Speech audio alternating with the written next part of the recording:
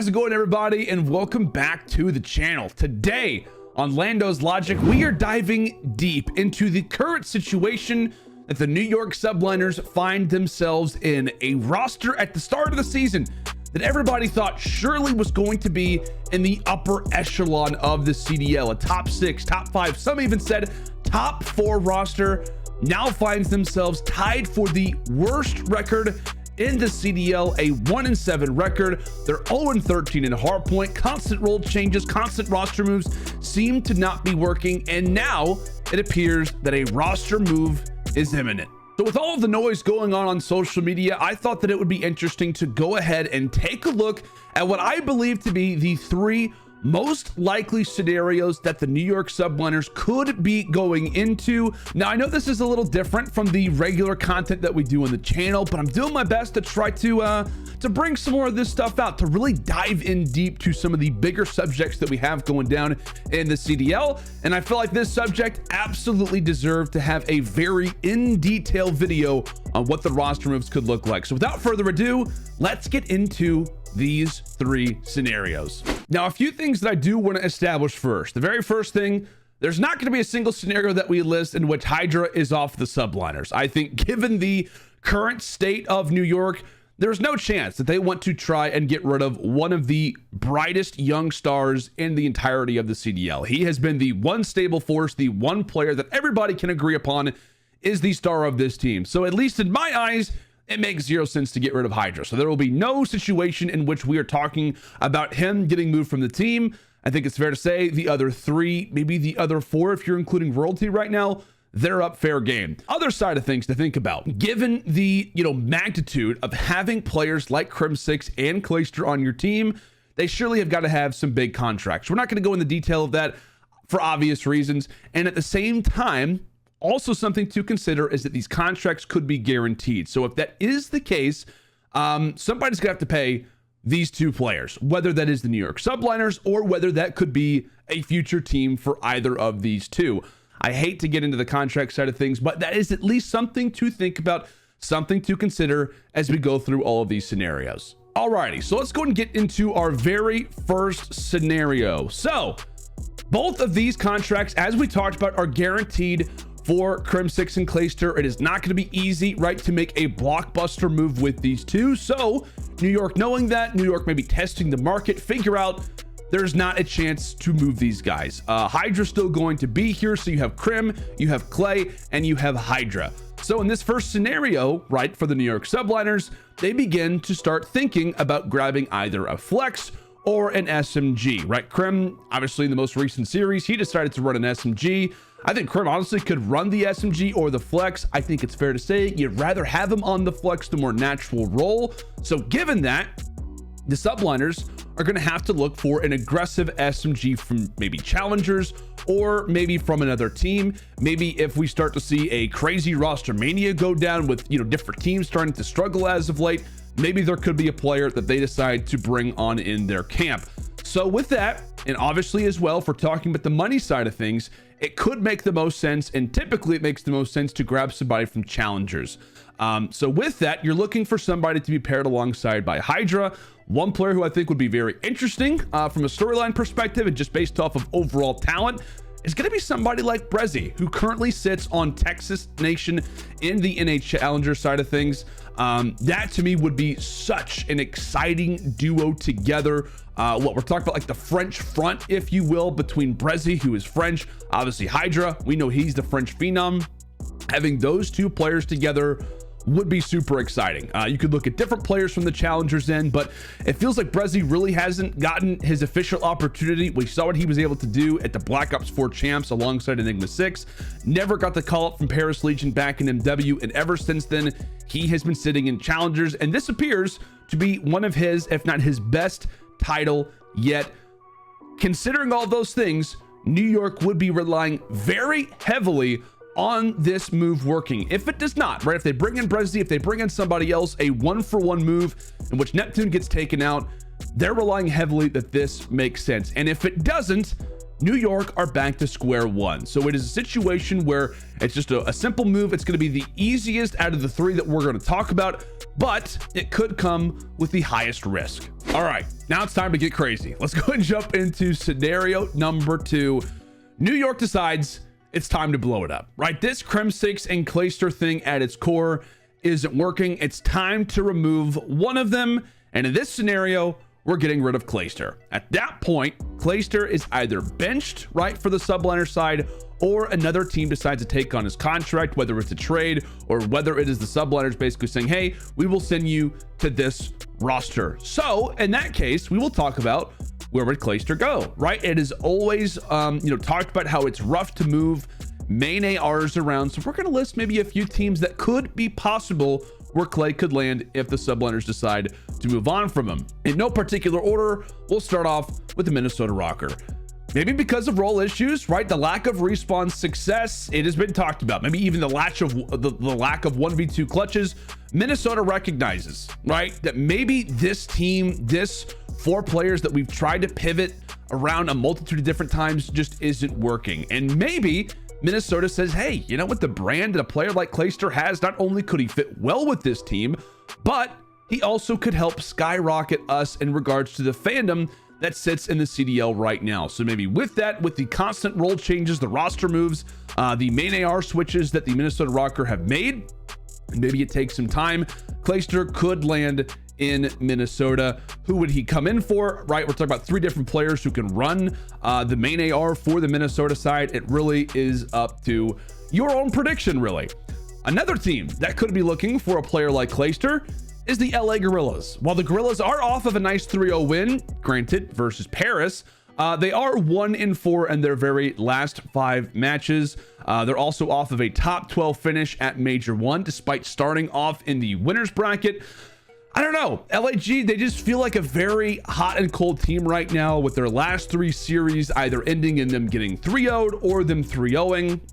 There's already been calls talking about how Slasher maybe could be one of the players to go if a move is made. And if that is the case, that would open up a main AR position where Clayster could slide into that role for a franchise that is looking to turn things around. Next team, and this is one of the more interesting ones, the LA Thieves. I know what you're saying, right? Landon, not possible. And I would tend to agree with you, but we got to do this, right? It is never easy to talk about roster changes. It's never easy to talk about situations like this, but hear me out, right? It's hard to say that this move would be likely, but I think this team, right, would be a franchise that could afford a player like Clay and would love, right, to have this story come into their franchise as well, right? This would just be a perfect situation. Honestly, if you're Clayster, given how the roles could work, given the magnitude of a franchise like LA Thieves, obviously backed by 100 Thieves, it would be so fascinating to watch. And I will say it's not been the greatest season for Octane, and the Thieves have found themselves a lot of the time looking lost in search destroy. I know in their last series, we're talking about the W that they get versus Optic, where they 6-0 them on Desert Siege, but you get my point, right? And also just days ago, right, getting beat 3-0 by the Ravens, who had Paul X as their substitute. They're getting outslayed dramatically in that series versus the Ravens. They got outslayed by a lot of kills versus Optic Texas in their last game. If this roster is trying to change it up, maybe recognize that, hey, maybe just winning a hardpoint isn't going to allow for us to see a lot of success. We're not going to get Gavutu every single time. And as we said, with the recent hardpoint losses, maybe they're not able to rely on that game mode anymore. This to me would be a move if it did happen, which I think is unlikely, but if it were to be a move that would happen, I think it would be later down the line. I think it would take some time for this move to possibly happen. And if so, no idea contract wise how this would work out, no idea if this is even possible, but it could allow for a 1-for-1 trade in which Clay goes to the LA Thieves and Octane goes to the Subliners. Again, a crazy move, but we'll list it regardless because we're just that crazy. Moving on, Seattle Surge. This in my eyes is also a move that I don't see happening at the very least in the short term, but I will mention it anyway. Seattle is off of a great victory versus the Atlanta FaZe. You know what? They had lost their last 5 series coming into that game. We know the history that Seattle has versus Atlanta, and it appears, right, that the Surge love a player like Lamar, a great leader, a great main AR player, somebody who is unbelievably clutch. In my opinion, the most clutch player in COD history, along with Attach. But Seattle could start to look at making a change if things start to go sideways. Maybe if this isn't a good Major 2 qualifiers, maybe if just the FaZe victory is the only W that they get. And with a very difficult schedule coming up, it could be possible. I mean, what if Surge were to go on their next, or were to lose their next 3 games? We're talking about how they've won, what, like 1 of their last 8 series, or they're like 1-8 in their last 9, something crazy like that for a team who still looks to have some of the best young talent in the entirety of the CDL. As we've said before, Clayster is a player that has been amazing with young talent in his past few seasons, bringing up the Tiny Tears, bringing up Shotzi and Illy, bringing up Hydra. I mean, just the list of talent that he has been a part of, the amount of talent that he has played with and saw success with, it's almost unlike any other. A few other options for Clayster could be maybe a Boston or a Florida, but to me, the teams that we listed above are, I guess, the most likely. Like I said, it's very hard to predict. So if Clayster were to get sent to one of these teams, does somebody get sent in return to New York? Do New York just look simply at challengers regardless? Maybe for role's sake, they decide to put Crim6 on the main AR and look for a flex, look for a fast SMG alongside Hydra. Maybe they keep Neptune, maybe they get rid of them. In these examples, New York could also be sent players like Octane or even Priesta, Attach, Major Maniac, Slasher, the list goes on. But depending on all of those possible moves, New York could do a few things. So let's go ahead and, get all these pieces off the table. Let's look at this. Depending on all of the moves, New York have a few options, right? Possibly could gain a main AR through a trade. As we said, that could be a move. Maybe they get Octane, maybe they get Attached, etc. And they look to maneuver the player that they get with a player like Crim6 in the roles. Maybe Crim goes to a main, maybe Crim stays at the flex. Depends a lot. Also, what they could do is look for a flex in what could be a roster mania type of situation. If a move like this happens, maybe somebody gets opened up, somebody the subliners want to grab. They also could look at somebody like Paul X, who just looked absolutely fantastic for the London Royal Ravens, a guy who has made it known that his line is open. Anybody who wants to call him, he is ready for it. And what an opportunity it could be to join a franchise like the Subliners and to play alongside guys like Crim6 and guys like Hydra, guaranteed. So with that, again, you could get maybe a few players that are already in the CDL. Maybe you grab a nice challenger flex player like Paul X. Also, you're looking at the SMG role, right? You're trying to pair somebody alongside Hydra. If Neptune is not the option for you, maybe you look for somebody to come down the pipeline or add someone like Brezzy, who we mentioned earlier, who could be the French front. I'm already coming up with the name alongside Hydra. Maybe you look at Havoc, also from Texas Nation. There have been rumors, right, that they were looking at Johnny, who also sits in challengers right now. A very, very solid respawn player, somebody who was great in the Search Destroys. And maybe that could be the perfect pairing in this scenario. But that will do it for scenario number 2. As we said, Clay, who knows what happens with him? Who knows the players that they could get back? But there are a lot of moving pieces and a lot of options in this scenario for the Subliners. All right, scenario number 3. Once again, New York has decided it's time to blow it up. This Crim6 and Clayster thing at its core isn't working, and it's time to remove one of them. And in this scenario, we're getting rid of Crim6.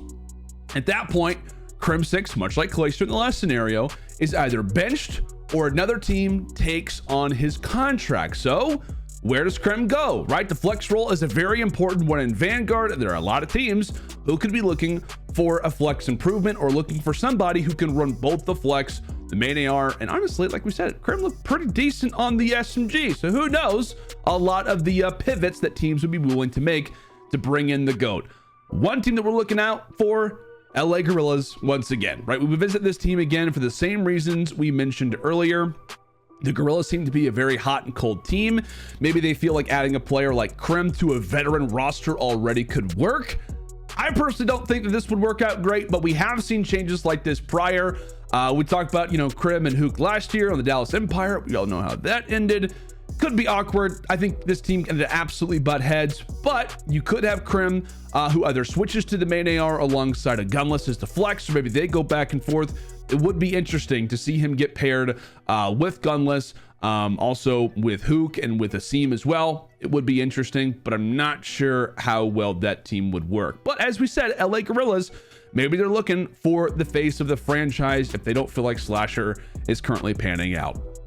Next team that we're going to look out for, Boston Breach, another layer, right? Added to the Krim and TJ rivalry. TJ obviously running the flex for this team.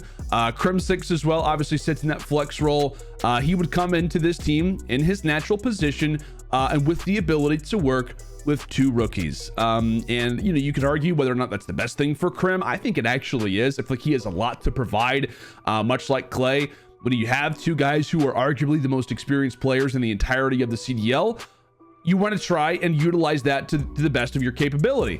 And having two rookies on this team could be great to have the GOAT obviously join alongside you. So it may be the perfect fit. It probably isn't the perfect fit, but it could be a chance for Krim to start over in what appears to be one of the most exciting young franchises in the CDL. Another team that we mentioned earlier, it's going to be somewhat repetitive, Minnesota Rocker. As we said, Minnesota, possibly because of their respawn failures and lack of results with the lineup, could admit a move to be made after a recent role change, and with three players who have the ability to run an AR, who Crim6 could get paired with, and drop 4 could literally be anybody outside of Standy. Whether it's Krim and Major, Krim and Attach, Krim and Priesta, it could be up, or rather it would be up to the Rocker, and what possibly could be a trade. Again, I feel like Minnesota Rocker, a great franchise. It would fit either Krim or Clay well from a media standpoint. I feel like Minnesota would be interested in having them. A great coaching staff, a great culture in the team as well. I think it would fit nicely. But again, ARs have already been a problem for this Rocker roster. I don't know if adding a player like Clay or Krim necessarily gets the job done of what they want, but it could better identify or better target what it is that they're looking to accomplish. Next team, Seattle Surge. I know we've had a lot of repeats, but the story remains the same. With a lot of these moves, it could take time. Maybe Clay and Krim both go on the bench for a little while, or rather either of them go on the bench for a little bit, and maybe one of these teams does eventually open up to the idea of grabbing one of them. But with the Seattle move, as we said, maybe time goes on where the Surge are not able to put it together the way that they'd like. They're thinking, hey, we have got some amazing young talent. We know the potential that this roster has, and much like LAG, right, with a new GM and a new coach, overall a new vision for this Seattle franchise, the Surge take advantage of grabbing up the GOAT and adding him with an incredible lineup, as we said, with a lot of young talent, some great voices on this team, and really a roster that I think is very, very hungry to want to win. Krim would switch from the flex to a main AR. Who knows, right? Who knows whether or not this move could happen? And as we said, a lot of this would be dependent on Krim getting benched and New York waiting possibly until more rosters would be interested. So this goes for both Clay and Krim. A lot of things could open up. This just happens to be at this moment in this very week that we said, in maybe 2 week period. Who knows how long this will take. These majority of the franchise that we mentioned multiple times, they seem to be the ones who would be the most interested, given the fact that they're not having the best of results. 2 weeks from now, maybe even a week goes by, and we're talking about a totally different set of rosters who are looking to make changes. But in the meantime, like I said, if Crim6 were to go to one of these teams, New York could get somebody back like Major Maniac, Attach, Priesta from the Rocker, maybe TJ from Boston, maybe Slasher from LAG. The list really goes on and on. So does New York roll with the trade pieces they get in return, or maybe they wait for the avalanche that could be an upcoming roster mania period? It feels like a lot of teams are really around the corner from making a few changes, or maybe they say, you know what, we're already down as far as we are in the standings. We have got to make changes fast. And the way that they do that is by looking once again at challengers. Another thing to consider, maybe New York says, you know what, maybe we don't really like the pieces that we're getting back right now. Maybe the challenger players aren't as developed as we would like, right? We've kind of already been burned by trying to bring in Neptune to this team. That didn't work as a quick fix, or rather as fast as we would have liked. Maybe they take Neptune out, maybe they bring him back.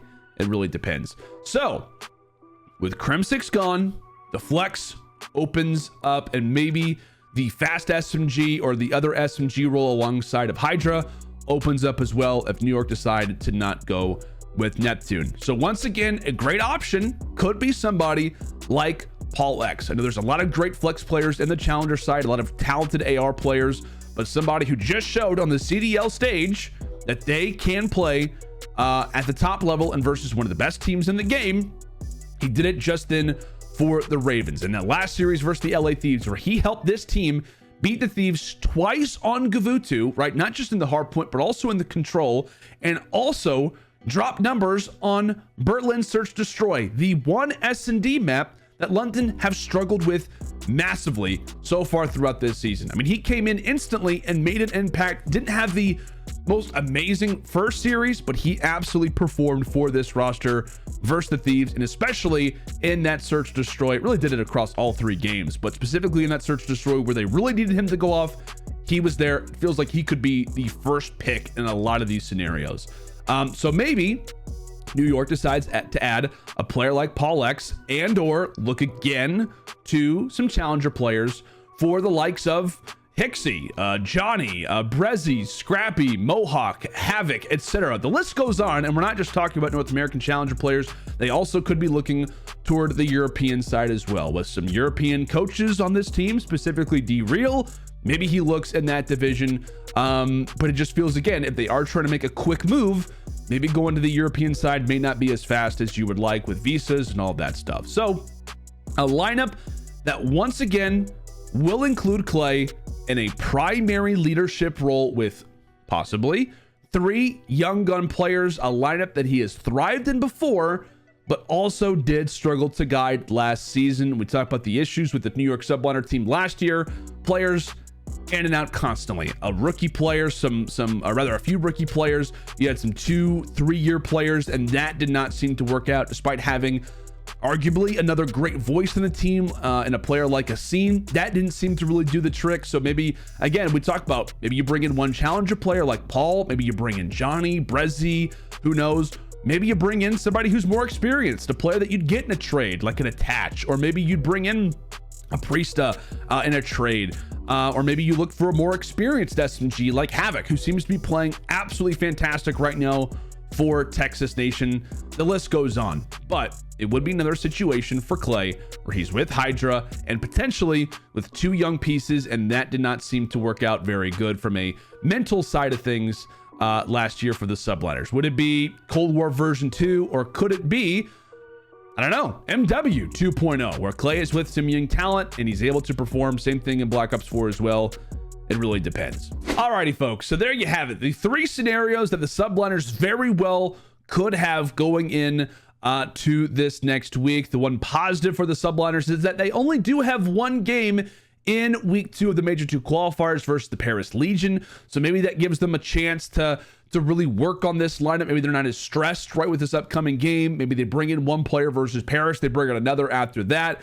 There is some time. Granted, it's not a whole lot because they sit and they're tied right now for the worst record in the CDL, and that game versus Paris will decide who's 11 and who's 12 moving forward.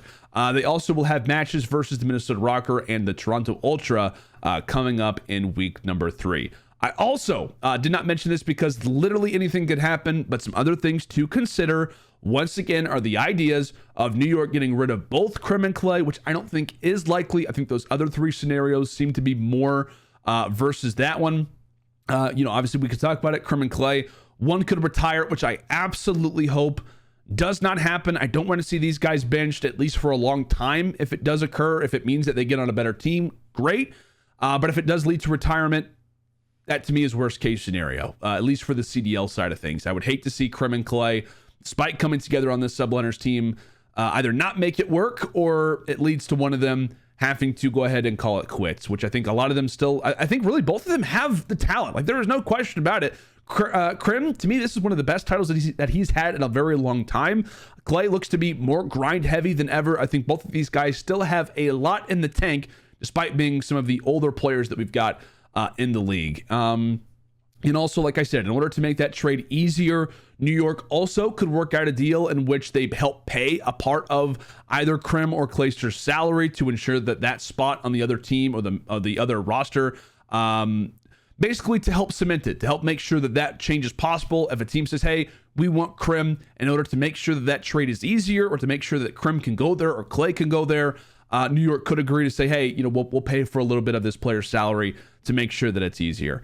So I also do want to say, as we do close out the video, that this is in no way right for me to say that this player should get dropped, that this is what should happen.